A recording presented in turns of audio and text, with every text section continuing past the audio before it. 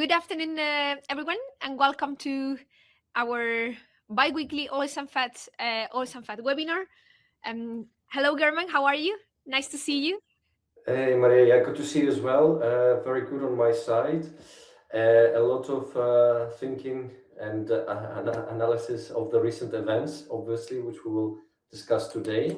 Yeah, Yes, I would say busy. impactful developments. I wouldn't say interesting necessarily, but some new challenges Okay. Well, for the markets.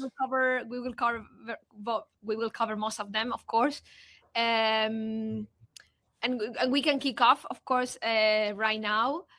If you guys have any questions, the attendees, please use the chat. You can ask questions there, and we will try to address as many questions as possible. If we don't have time, we can have a chat later. You can always contact us, and we can reply any remaining questions. But obviously, I would like to start with let's say the elephant in the room, which is the Middle East conflict that is happening right now. And I would like to discuss with you the impact that is having in the vegetable oil complex. Mhm. So maybe you can remind us the key details about the conflict. Yeah, it's unfortunately happening today. Yeah, yes. Yeah, thanks for this. Yeah, of course, one of the key watch points now. And just to provide a very quick summary on the event, basically, on the 28th of February, the conflict between the US, Israel, and Iran started and then basically spread it across the Middle East and escalated quickly with Iran targeting US military bases in Bahrain, Qatar, UAE, Kuwait, etc., in many countries.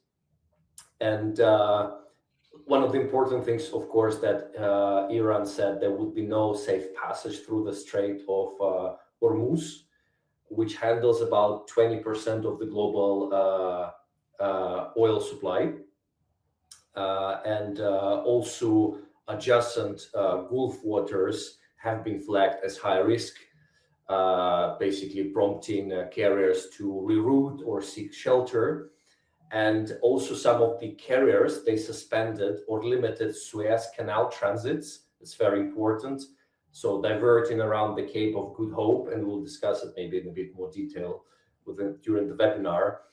And basically, this is adding time it makes the sailing longer now, as some of the companies decided not to sail through the Suez Canal, which is an important canal, because Yemeni Houthis said that they could restart the attacks in the Red Sea. So there is a risk for ships there specifically.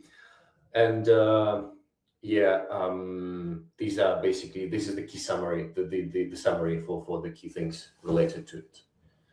Okay, and what are the implications for the commodity markets in general and global trade of this event? Yes, so let me share my screen. Can you see it? Yeah, thank you. Okay, yeah, of course. So of course, one of the markets sensitive to this region is oil, clearly, right? So Brent crude oil price jumped after the beginning of the events. So around, I would say, 5%. So yesterday prices closed $5 above Friday levels. This is the Brent crude oil price. Shipping freight rates, quotes, affected, basically again increasing because of the higher bunkering costs, insurance premiums, longer sailing times, as we discussed, because they have to use other routes, and also port congestions. So we've got expensive energy now, like more expensive energy, higher shipping costs, and vegetable oils obviously followed the trend. But at the moment, I think, at least based on the yesterday's closing prices, put it this way, the response has been limited so far, as markets adopt a wait and see approach. They first try to understand what's happening before jumping to close any deals. Okay. Do you mean with that prices are not increasing so much yet? Yeah, that's a good way to describe it. Yeah, if we look, for example, I don't know, soybean oil, right? Let's just pick one. So let's take yesterday's closing prices. Yeah, you can see that the increase compared to Friday, it is there, but it's Yeah. not massive, right? So, and I interviewed, let's say, sent out questions to around the 30 people yesterday, 30, and yeah, all of them said that nobody's rushing to increase the coverage yet. People just want to understand the situation first. So there is no actual panic yet in the physical markets.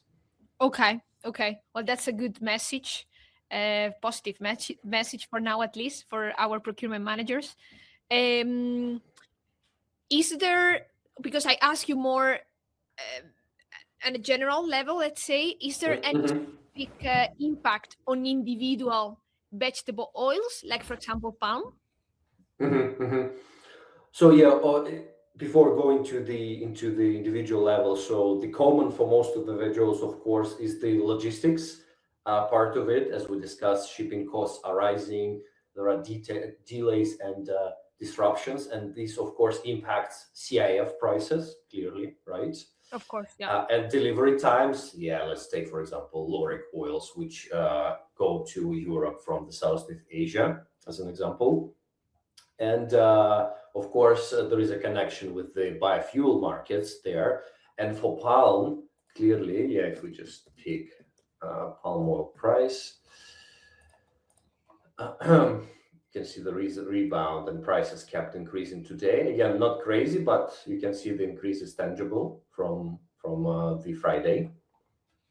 And yeah, of course, when it comes to palm oil, there is a connection with the, for example, Indonesian biofuel industry.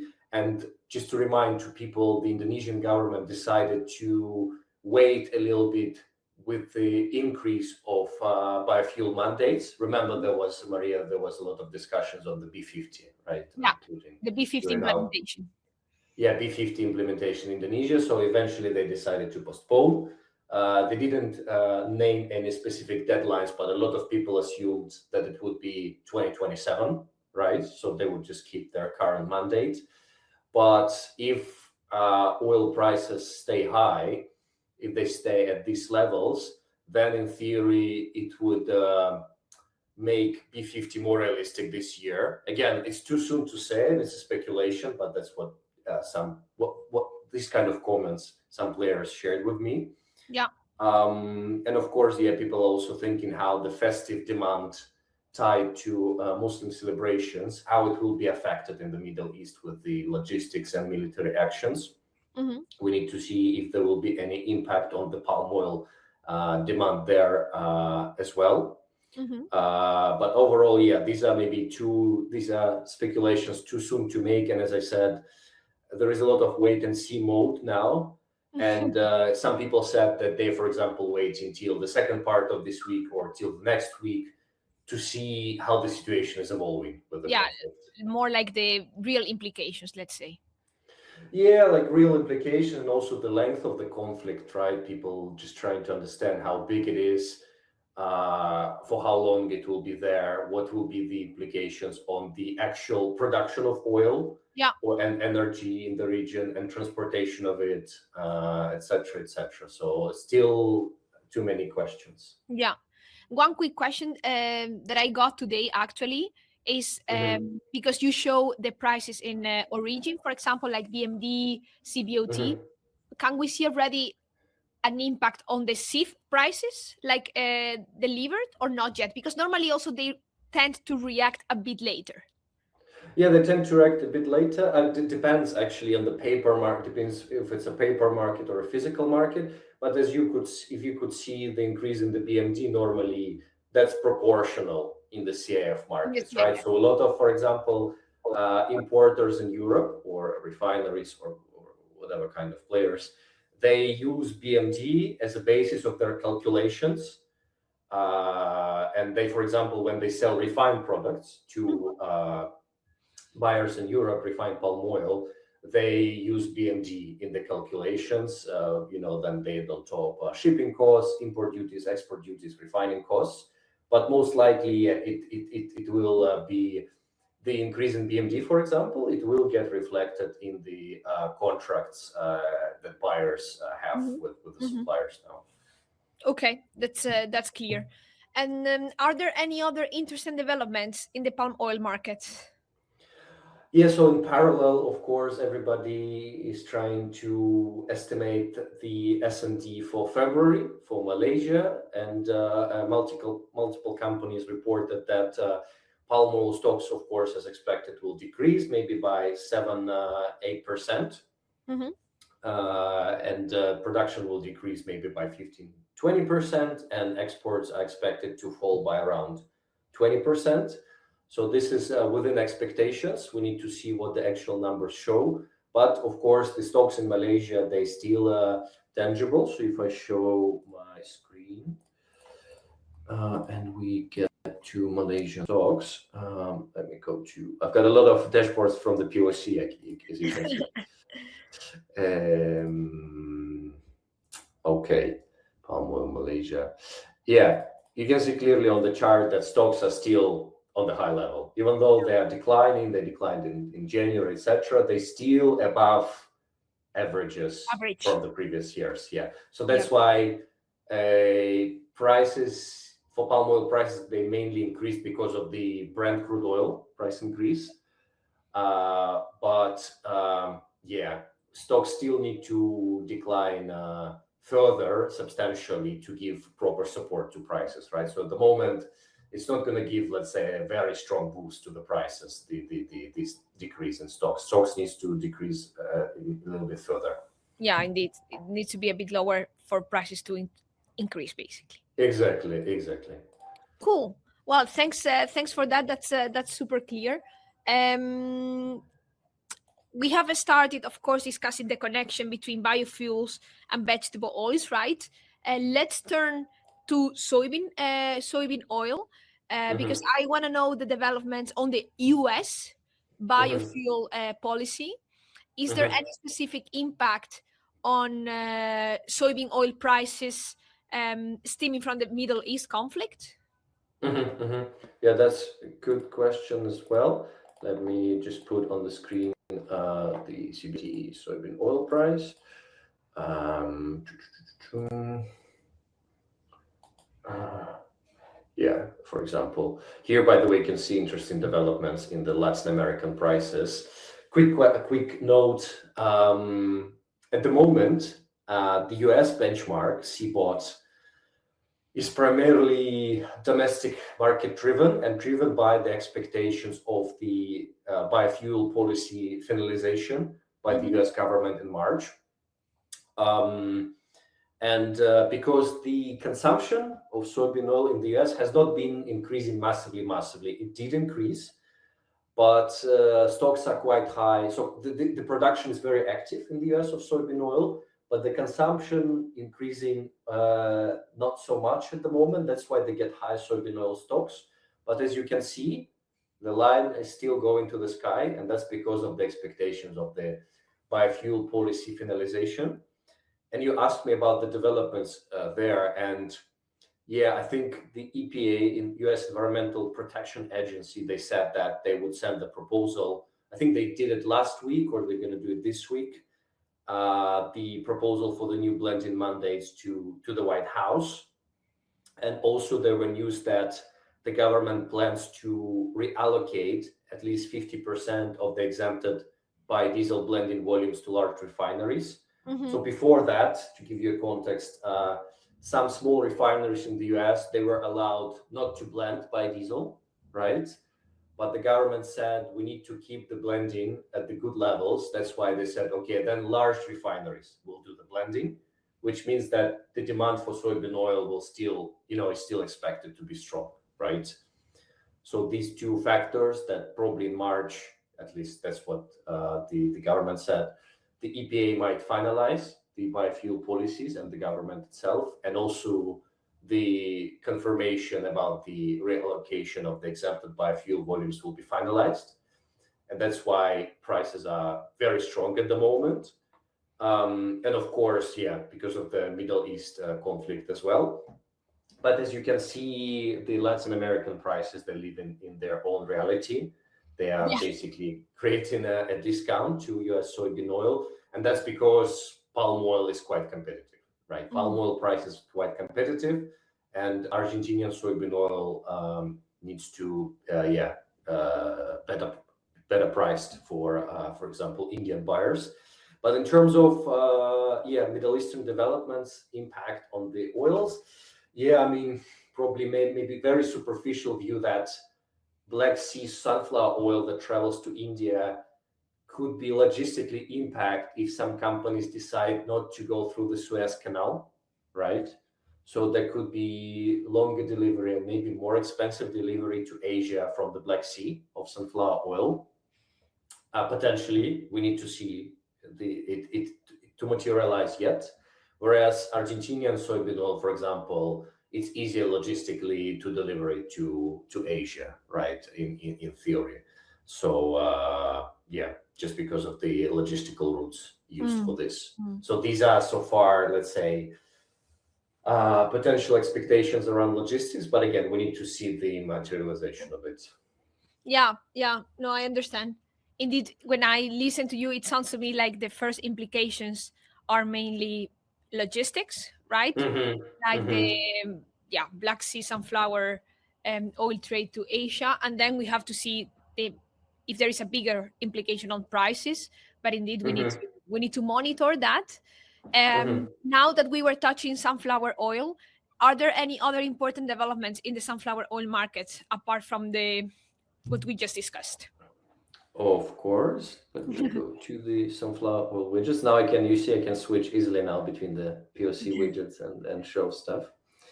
As you can see, yeah, for example, AMJ, crude sunflower oil price also rebounded, similar to other oils, because of the developments in the Middle East. But yeah, except for the Middle East developments, we heard that there was some slow buying in the sunflower oil markets in the Black Sea because of the expectations of the arrival of the Argentinian sunflower. So I People heard are various waiting. sorry. People are waiting. People are waiting exactly, yeah, for more sunflower seed to arrive to Europe for crushing. We checked on our, using our Westland up data, and there is around, I saw last time around 300K loaded or already sailed from Argentina to Europe. Some people say 400K. Yeah, it's a bit difficult to know where the truth is, but the long story short, that there's going to be a good amount of sunflower arriving to Bulgaria, for example, or Romania for crushing. And that's why people were hesitant to buy sunflower oil, and they just wanted to get better prices.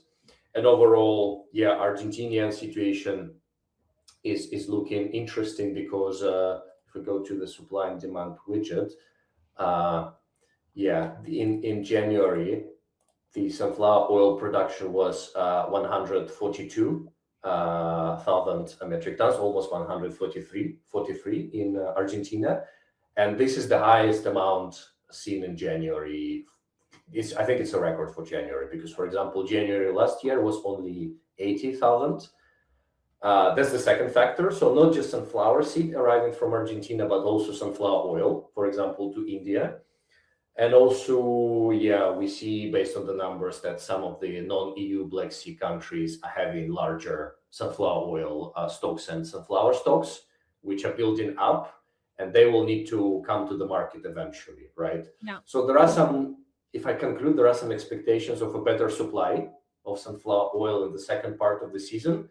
But now we need to see how the logistics evolves, how the conflict evolves, and how it will affect overall the veg oil complex, right? Now it's unclear again.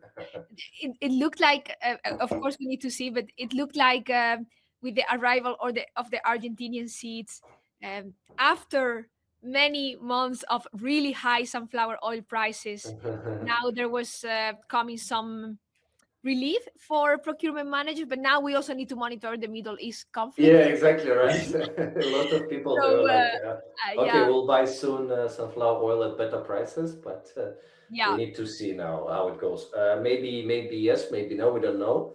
yeah. That's why But it's important to monitor week by week. And yeah, of course, we are gonna keep you posted on everything. You have daily prices, you have the forward prices where you can see all the contracts that are being closed for the coming months. You have these webinars, you have the co-pilot, which is of course great. So yeah, but it's important to keep this, to keep monitoring this constantly, of course. Thanks, thanks, Gehrman. Okay, we have touched palm oil and soft oils. Are there any issues to highlight for lauric oils mhm, due to the conflict in the Middle East? So coconut oil and palm kernel oil. let me share my screen again. We go to the Lorix widget. Yeah, similar dynamics. You're probably getting used to it today. That rebound in coconut oil prices on the sea of Rotterdam. Same for palm kernel oil. Yeah. And I would say the same upside risk is there for the Loric complex if Brent crude oil stays high or even increases more. Because palm kernel oil follows a lot crude palm oil, and crude palm oil follows Brent, right? And coconut oil also gets impacted by palm kernel oil, as they now have better spread, not as wide as before. So that's why there is an upside risk for coconut and PKO clearly as well. But also logistics wise, as we discussed in the beginning, clearly, for example, for European buyers, there is clearly no production of coconuts or palm kernel in Europe. So it's all Philippines, Indonesia, Malaysia. And normally, I think the trade route is through the Suez Canal. But if the Red Sea attacks, start again, we don't know. I haven't seen any updates, by the way, if they started or not. I don't think so, but I might be wrong. I think it changes every hour. But if there are some Red Sea attacks again, then it will be again longer traveling times to Europe, for example, for lauric oils, and more expensive logistics, potentially. We have a question that a client asked, which is about rapeseed oil. If there is any specific updates in that one. So for the rapeseed oil, it's just same situation as with other oils. It's a wait and see approach. I talked to paper brokers, I talked to crushers, and they said that nobody's jumping to increase the coverage massively. There is some hedging, there is a little bit of increase in coverage, but no panic, and no let's say not many people jumping to close the deals. And biodiesel market not reacting in a crazy mode as well. So the biodiesel space, the biodiesel industry is also waiting to see the implications. And speaking from the physical demand point of view, I haven't heard yet at least any crazy demand from the biodiesel industry for the rapeseed oil, and the food demand stays stable.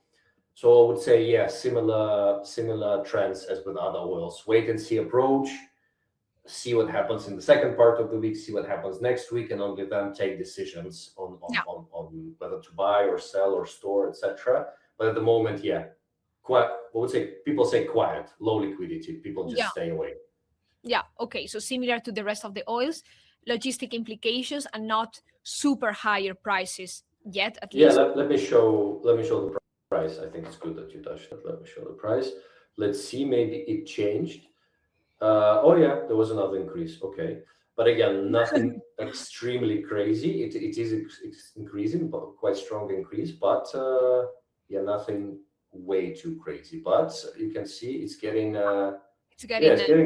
quite high. But we need to see how it develops further. But during our conversation, almost. This has been just now almost. No, it says 12, so not now, but I don't know. yeah, let's say quite fresh Yeah, price. this morning. Well, yeah, lunchtime. That's time. Depend where you are. Mhm. Okay, that's good to know. Thanks for the question. I hope it helps. Okay. Also to wrap up, and obviously in a day like today, with everything that is going on, I would like to ask you about an outlook for vegetable oil prices, um, taking into account obviously this conflict. Mhm, mhm. Yeah, so of course, this conflict makes it very difficult to do the outlook. And the key question now is what will be the duration of the conflict, right? And what will be the impact on actual energy production logistics? Because I think there were some attacks on the actual production facilities in some countries. I haven't heard anything massive, but for example, one of the big, or I think the largest Qatar LNG producer, they stopped operations, and I think it's because of the attacks. And I think Saudi Aramco got impacted, but not massively. So that's important. And I think Iran overall indicated that they could be targeting oil facilities. So it could be not just futures market number, but actual impact on the energy production.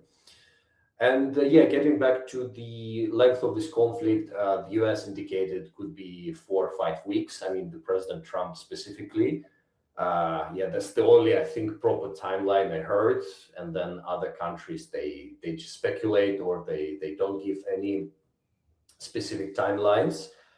Um, Yeah, so I would say, and in terms of the Brent crude oil price, which will be an important driver for vegetable oils, because you're asking not just about energy, but also about the vegetable oils. Yeah, various analysts, we just checked various reputable agencies what they think on the Brent crude oil price direction, and they say if the Strait of Hormuz stays closed for I don't know. I think they said short period of time. I guess it's 1 2 weeks maybe. Then the Brent crude oil price could increase up to $100 per barrel. Now it's 80, I think. So that's a serious increase. And of course, if it does happen, then the vegetable oils will be reflected in the vegetable oils. Um, However, we just in the fourth day of the conflict, and as I said, everybody's trying to stay cautious and estimate the situation. Yeah, so same we're doing at Vesper. We just trying to see if there are more, let's say, if there is more analysis coming around this conflict. Of course, it's very difficult to analyze the conflict and saying, oh yeah, tomorrow will be over. I don't know if it's possible, Yeah. but I think yeah, we just need to see the scale and the length of it, and after that, it might be more clear if vegetable oils will pick up the strong growth of the Brent crude oil or if there will be a correction. Yeah, exactly. I think also a nice way to follow this in a quick way as well is joining the oils community on Yeah, WhatsApp. I think most of the people, probably of the attendees, are already in there. But if you would like to join, you just need to ask us for the link, your customer success manager, and then you can join the chat. Gehrman is very active, and the rest of participants as well. So yeah, it's optional, but I think in cases like this one is quite useful. exactly. Okay, And today, for example, we published, we shared the I think 5 pages short, quite short PDF I from saw. our shipbrokers friends on how the shipping gets affected, why it gets affected, etc. What could be the possible scenarios. So from the transportation and shipping point of view, Indeed. it's quite an interesting bit to read. So yeah, this kind of information we try to share, especially.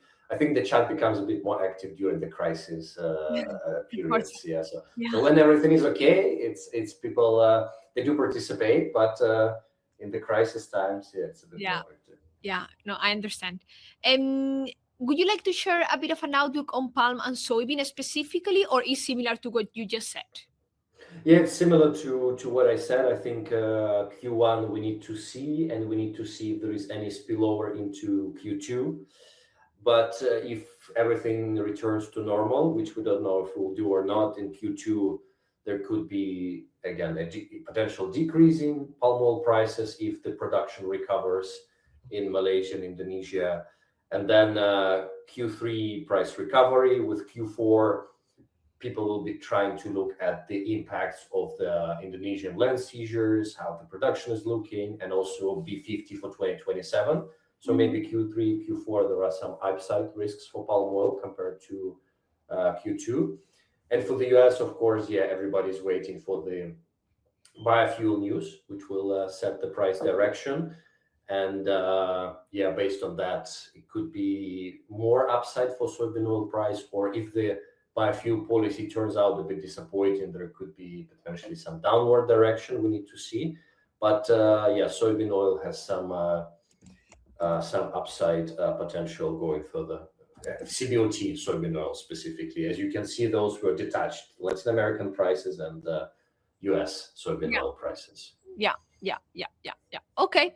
Well, that's good to know. Thanks for the insights, for answering my questions, and for the nice webinar. Thanks everybody that joined, and I see you, Gehrman, next time. And that's going to be probably in a couple of weeks. I think in a couple of weeks will be FICO, and then I will see you then in the next one. Yeah, thanks everyone for joining. See you. Thank you. Bye-bye. Have a nice evening.